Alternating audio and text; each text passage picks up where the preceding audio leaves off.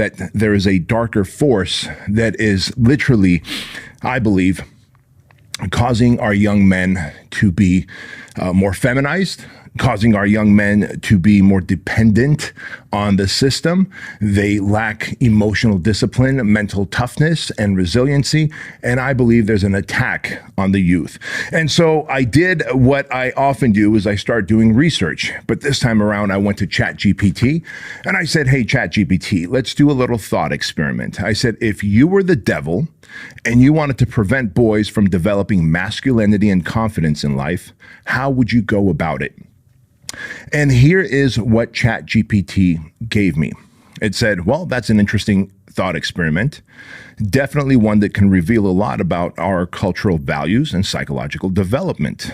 It said, if I were the devil and I wanted to prevent boys from developing masculinity and confidence, I'd focus on strategies that attack identity, purpose, discipline, positive role models, and here's a list of tactics that I might use. Number one, I would demonize traditional masculinity, label strength and assertiveness, risk-taking and leadership as toxic, couple harmful behavior with all masculine traits to confuse and shame boys for acting like men. Number two, I would remove strong male role models, undermine fatherhood, break up families, portray fathers as incompetent and irrelevant in the media, in movies, and on social media, ensure boys rarely see honorable, powerful men in everyday life. Number three, suppress competition and risk-taking. Make all competition unfair or dangerous. Promote safety, comfort, equality of outcome over challenge, resilience, and earned success. Number four, medicate and pathologize natural boy behavior. Label boyish energy, impulsiveness, curiosity as disorders. Overdiagnose and overmedicate boys who don't conform to passive classroom norms. Number five, discourage physical development. Make fitness seem vain or aggressive. Remove physical education, discourage sports, and push boys towards sedentary, screen-based activities. Number six, confuse sexual identity and gender roles. Flood their formative years with mixed messages about what it means to be a man. Make masculinity seem unnecessary and even dangerous. Number seven, promote emotional dependency and victimhood. Discourage problem solving and emotional self-regulation. Encourage them to always seek external validation or safe spaces instead of building resilience. Number eight, disrupt mentorship and brotherhood. Break down spaces where men can form healthy bonds, things like teams, lodges, apprenticeships, even locker rooms. Frame all male spaces as inherently problematic. Number nine, overload with porn and instant gratification. Hook them on dopamine hits, video games, porn, junk food, endless entertainment so they lose ambition and drive.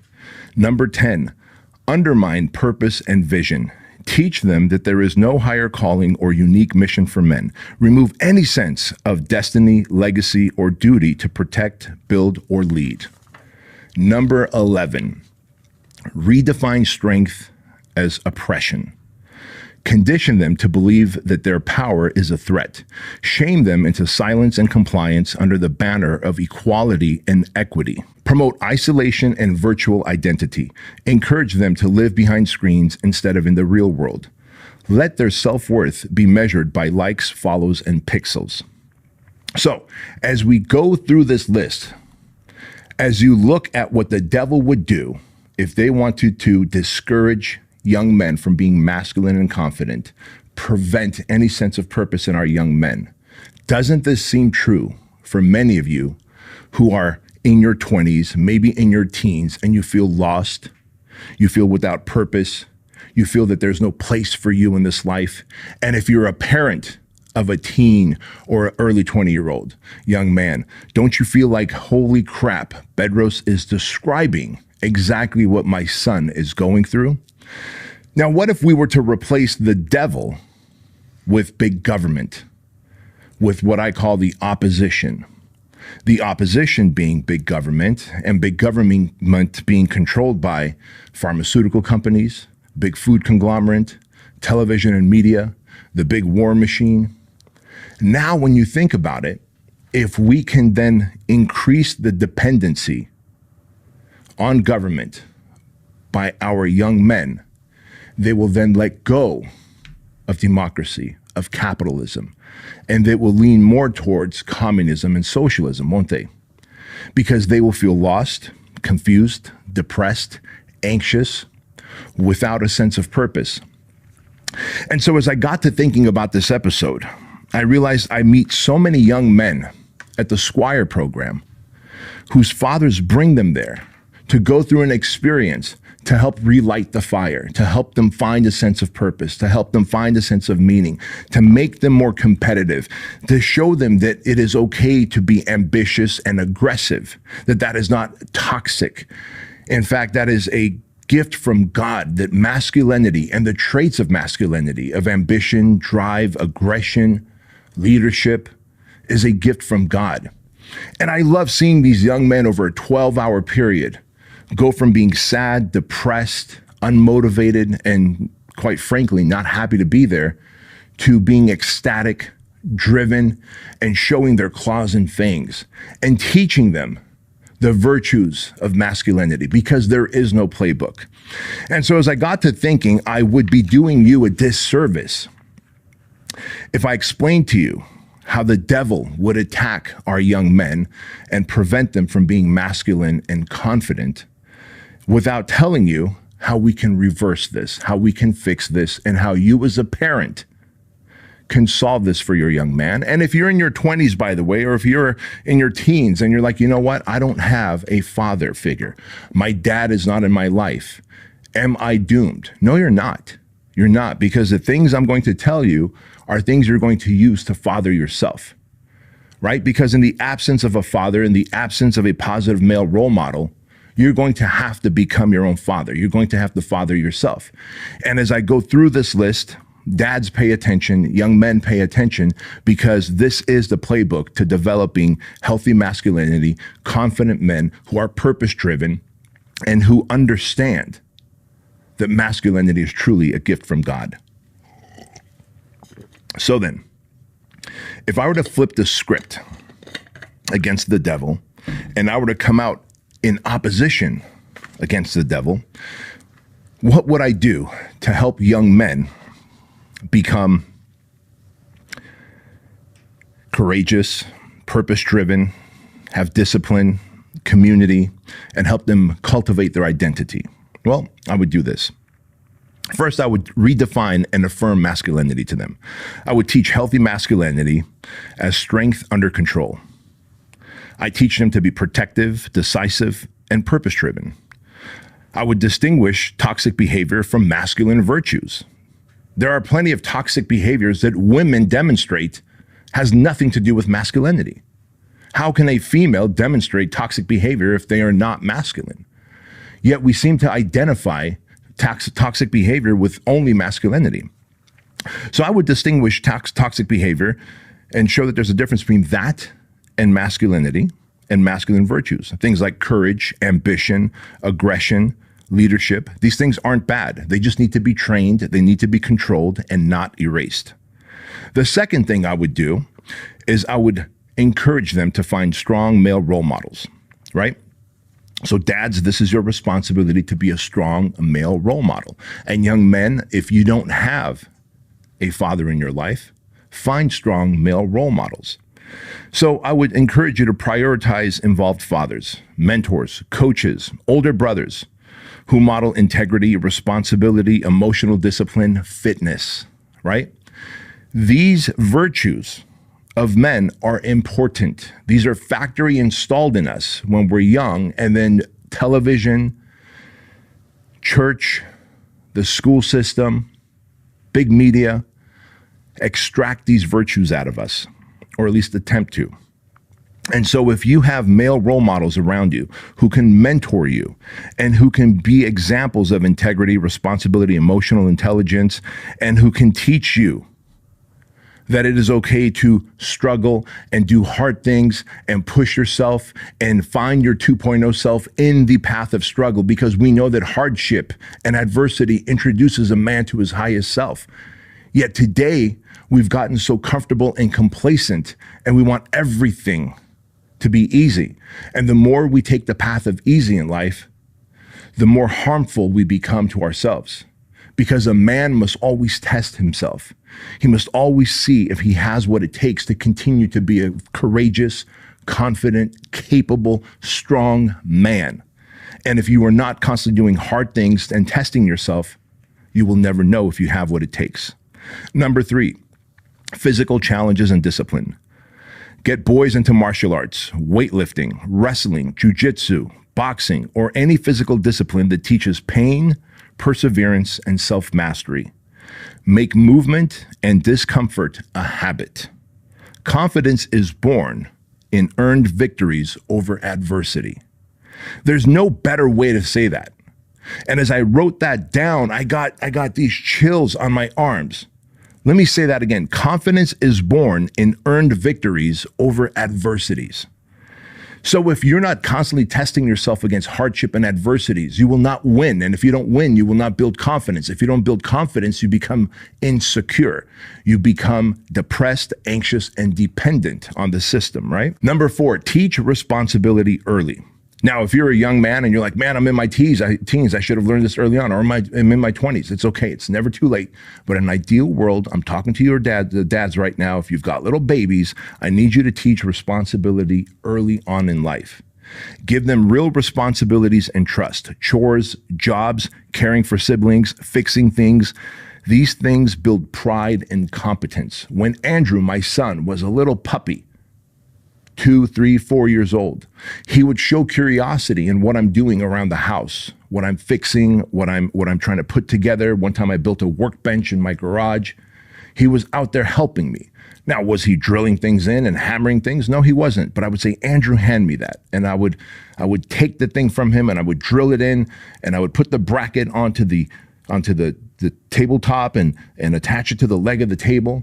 And he would see me doing the work. I believe he had a sense of pride and even ownership in the building of that workbench, even though I did 99% of the work, because he was present, because he was curious, because he was handing me tools and little brackets and things.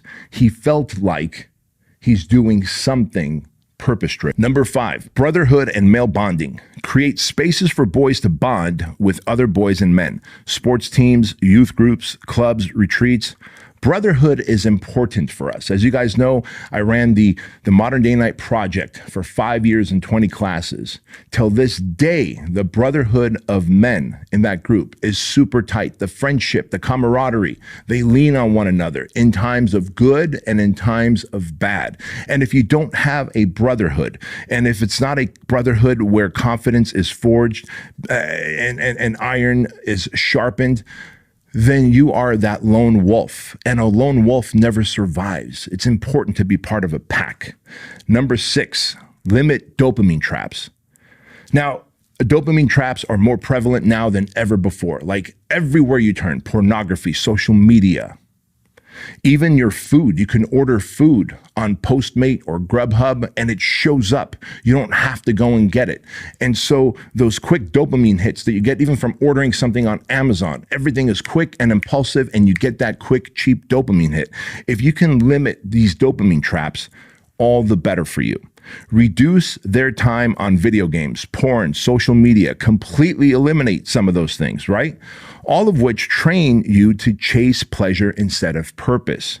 And if you can replace these addictions with creation, discipline, and actual real world experiences out there in life, on the mats, in the ring, in the gym, interacting, problem solving, connecting, doing things that men do to bond and have shared experiences, you are building a healthy, competent, capable, confident young man. Of course, spiritual and moral foundation is massively important. Encourage a belief system, faith, philosophy, a code, virtue, something that gives them a higher mission to protect, build, lead, and serve. Teach honor, restraint, courage, and the value of truth. That's how boys become men with purpose. If we do not teach the value of truth, if we do not teach these things of honor, restraint, courage, and values, then we become drifters. We drift through life, like Napoleon Hill would say in his book, Outwitting the Devil. And if you're drifting through life, then you end up adopting everyone else's values or lack thereof. You end up doing what everyone else is doing. You no longer see things in black and white. You see things in different shades of gray, and that is a very dangerous place to be. Number 8, celebrate achievement and competition. Don't handicap boys. Let them compete. Let them win. Let them lose. Let them get hurt. Not injured, but hurt. This is important. Winning and losing both build confidence if done right.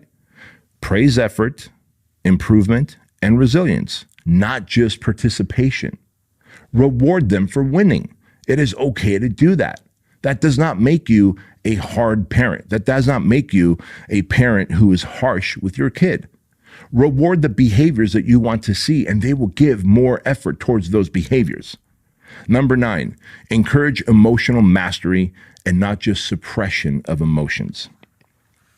Teach emotional control, not by suppressing feelings, but by naming, channeling, and using them with strength. Let them feel anger, sadness, fear, but also show them how to channel that we can't just put our fist through a wall, that we can't just go and yell at someone because they're weaker than us, that we have to have these emotions under control and we have to be able to channel them out in a healthy way. Go to the jujitsu mats, go to the boxing ring, go to the gym and take it out on the weights. Go hit the track and go do a 3 or 5 mile run, because when you do, you will take all of that angry, violent energy that you have and you will channel it towards better use, right? Let them feel the anger, sadness, and fear, then show them how to lead those emotions and just not be led by them. Today, our young men are led by their emotions and feelings. We want our young men to be able to lead their emotions, to feel them, understand them, and know how to channel them out of their body in a positive way. Number 10, give vision and direction. Help them imagine what they want to become. Ask questions like, hey, what's your mission in life? What kind of man do you want to be? Like, expose your sons to biographies, stories, experiences, different vocations, industries. You might learn something from it as well. And when you do, this may light a fire under this young man. They may discover a new path or purpose that they didn't even know that they had. But it is on to you, dads, to do these things. And if you can do these things, then you will fight the traps that the devil has set for your son. Now, the devil shows up in many ways. Oftentimes, the devil shows up in the most benign ways. For example, it's just social media. I'm just scrolling. Before you know it, 3 hours are gone by. The average American is on social media 3 hours a day. Do you know if your young man is in his room, hiding out, going on porn sites, and getting addicted to that garbage?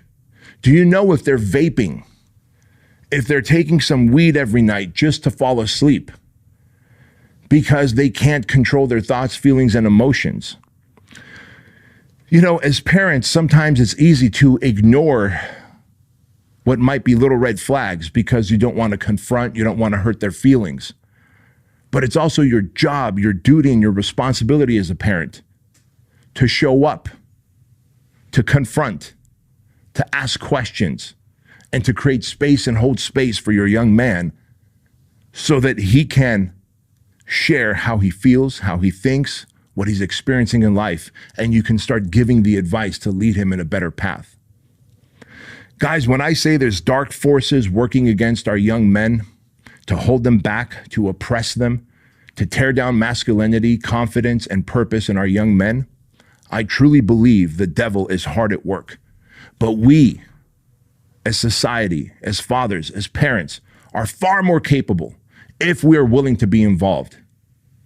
If you're not willing to be involved, if you're going to turn your head, if you're going to hide from the realities, parenting is not easy. Parenting is not for the faint of heart.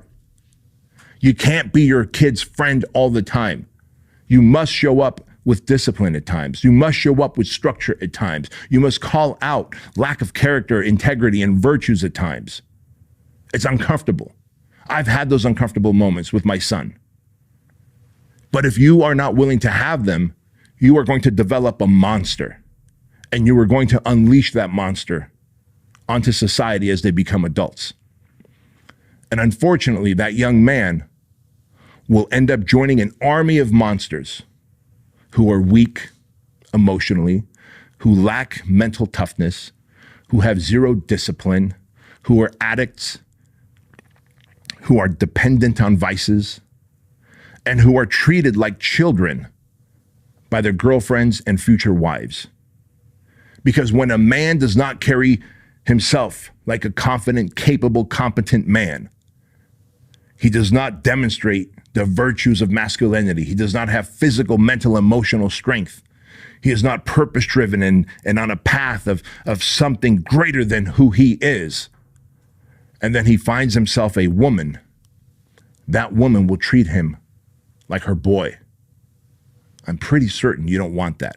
And if you're a young man and you're in a relationship right now and you feel like your wife, your girlfriend is treating you like her son, and it's because you have forfeited your masculinity. That's the only reason why. You have forfeited your masculinity. You have asked her, through your lack of masculine traits, to take on and step into her masculine boots, and she's doing the best she can to lead you in the absence of your leadership.